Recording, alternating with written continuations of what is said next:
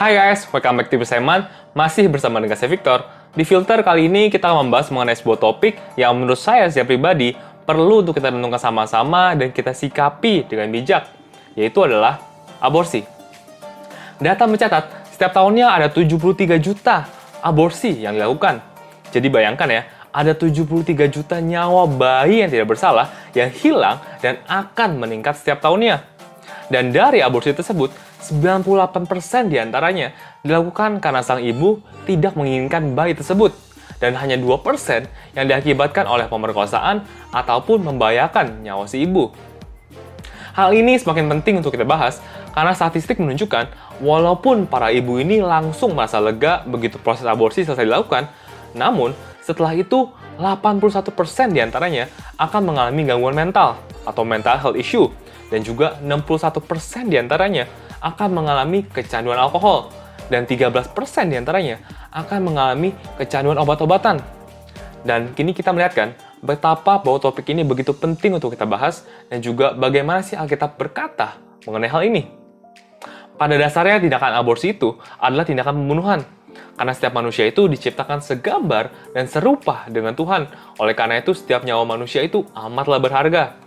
Dan walaupun Alkitab tidak berkata dengan jelas spesifik mengenai topik aborsi ini, namun Alkitab dengan jelas berkata bahwa betapa bernilainya nilai yang Tuhan taruh ke dalam setiap diri manusia, bahkan dari semasa kandungan. Contohnya bisa kita lihat di Mazmur 139 ayat 13-16. Sebab engkaulah yang membentuk buah pinggangku, menenun aku dalam kandungan ibuku. Aku bersyukur kepadamu oleh karena kejadianku dahsyat dan ajaib. Ajaib apa yang kau buat dan jiwaku benar-benar menyadarinya. Tulang-tulangku tidak terlindungi bagimu ketika aku dijadikan di tempat yang tersembunyi dan aku direkam di bagian-bagian bumi yang paling bawah. Matamu melihat selagi aku bakal anak dan dalam kitabmu semua tertulis hari-hari yang akan dibentuk sebelum ada satu pun daripadanya. Nyawa adalah nyawa. Itu amatlah penting. Tidaklah penting apakah itu berumur 1 hari ataupun 100 tahun. Bahkan di dalam kandungan, Tuhan melihat kita dan melihat kita berharga sama seperti Tuhan melihat kita berharga saat ini. Alkitab memiliki banyak sekali ayat-ayat yang menuliskan mengenai betapa berharganya nilai kehidupan. Salah satu di antaranya adalah Yesaya 44 ayat 24. Beginilah firman Tuhan penembusmu yang membentuk engkau sejak dari kandungan. Akulah Tuhan yang menjadikan segala sesuatu, yang seorang diri membentangkan langit, yang menghamparkan bumi. Siapakah yang mendampingi aku? Mazmur 100 ayat yang ketiga. Ketahuilah bahwa Tuhan Allahmu, dialah yang menjadikan kita dan punya dialah kita, umatnya dan kawanan domba gembalannya. Yeremia 1 ayat yang kelima. Sebelum aku membentuk engkau dalam rahim ibumu, aku telah mengenal engkau. Dan sebelum engkau keluar dari kandungan, aku telah menguduskan engkau. Aku telah menetapkan engkau menjadi nabi bagi bangsa-bangsa. Galatia 1 ayat 15. Tetapi waktu ia yang telah memilih aku sejak kandungan ibuku dan memanggil aku oleh kasih karunia-Nya. Satu-satunya referensi dalam Alkitab mengenai nyawa anak di dalam kandungan ada di dalam hukum Musa mengenai keguguran, di mana di situ dituliskan apabila ada seorang wanita yang mengalami keguguran akibat dipukuli oleh seorang laki, maka laki-laki tersebut harus dihukum berat sampai dengan hukum mati.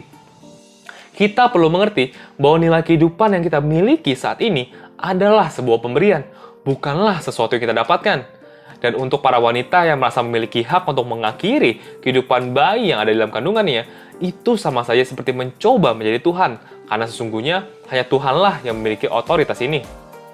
Nah, buat teman-teman yang mungkin memiliki teman yang pernah melakukan aborsi, atau mungkin Anda sendiri yang pernah melakukannya, saya nggak tahu cerita Anda, saya juga nggak tahu situasi Anda, namun satu hal yang saya tahu, Tuhan tidak kaget dengan apa yang telah Anda lakukan.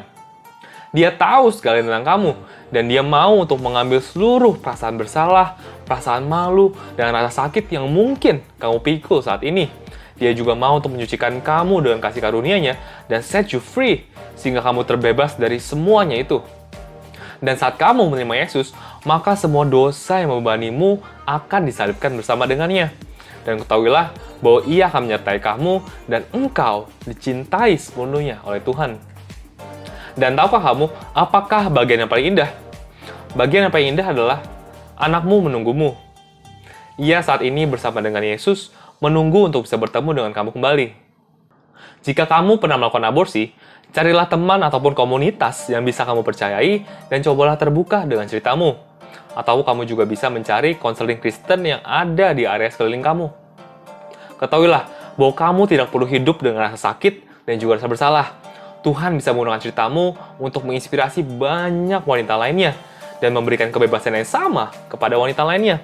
Bahkan bisa menyelamatkan nyawa anak lainnya yang mau untuk diaborsi. Terakhir, saya akan tutup dengan sebuah ayat yang diambil dari Yohanes 8 ayat 36. Jadi, apabila anak itu memerdekakan kamu, kamu pun benar-benar merdeka. Oke guys, so sekian dulu buat episode kali ini. Semoga episode kali ini bisa membantu kita semua untuk lebih memahami lagi mengenai dampak serius daripada aborsi dan sebisa mungkin kita menghindarinya ya. Dan juga stop free sex ataupun seks bebas. Oke guys, so sekian dulu buat episode kali ini. Thank you guys for watching. Jangan lupa like video ini kalau kalian suka. Jangan lupa juga share ke teman-teman kalian yang membutuhkan. Ataupun juga komen kalau ada hal-hal yang kita bisa diskusikan bersama. Dan jangan lupa buat subscribe ya. Dan nyalakan lonceng ya, supaya kalian gak ketinggalan video-video selanjutnya. So thank you guys for watching. See you in another episode. God bless.